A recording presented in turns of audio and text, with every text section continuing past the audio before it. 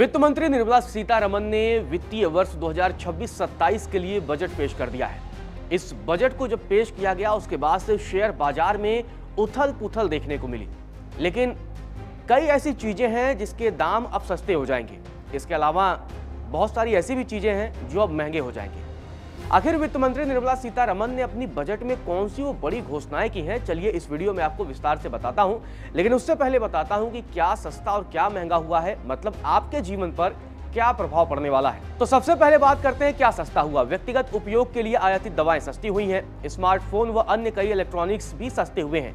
Leather item की अगर हम बात करें जैसे जूते, बैग, जैकेट, ये भी सस्ते हुए हैं। मखाना और भुने हुए नट्स, बादाम, अखरोट, ये भी सस्ते हुए हैं। माइक्रोवेव ओवंस के लिए प्रमुख कंपोनेंट्स ये भी सस्ते हुए हैं। क्रिकेट बैग से लेकर टेनिस रैकेट तक ये भी सस्ते हुए हैं। विमान के इंजन समेत कंपोनेंट्स और पार्ट्स भी सस्ते होंगे।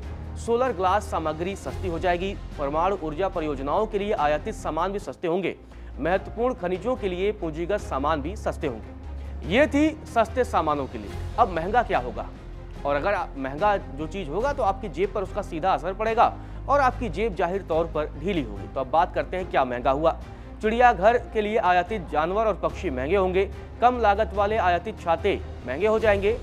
लग्जरी घड़ियां महंगी। एटीएम, कैश डिस्पेंसर मशीन और कंपोनेंट्स और पार्ट्स महंगे हो जाएंगे। पोटेशियम हाइड्रोक्साइड महंगे।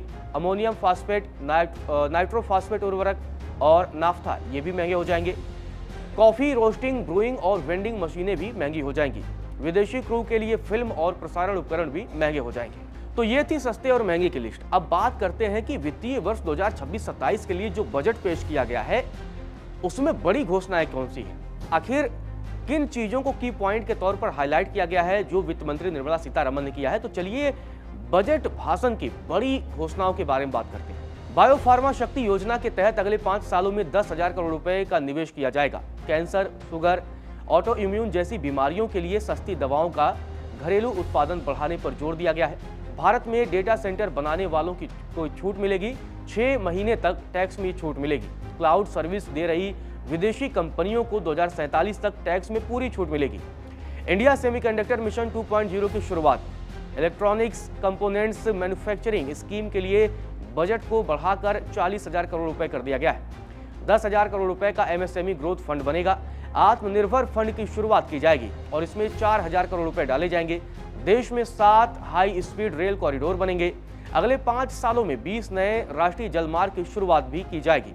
पूर्वोदय योजना के तहत 4,000 ई बसों के चलाने की घोषणा की गई है। बिहार, झारखंड, बंगाल, ओडिशा और आंध्र प्रदेश में ये बसें चलाई जाएंगी। 500 जलाशयों और अमृत सरोवरों का भी विकास किया जाएगा। जल जीवन मिशन के तहत 67,670 करोड़ रुपए आवंटित किए जाएंगे। तो ये बजट की बड़ी बातें थी, अहम घोषणाएं थी। आपको बता दें कि वित्त मंत्री ने फोकस किया है कि किसानों की बात हो, युवाओं की बात हो, हेल्थ सेक्टर की बात हो, इन सब सेक्टर्स पे जोर देने की कोशिश की गई है।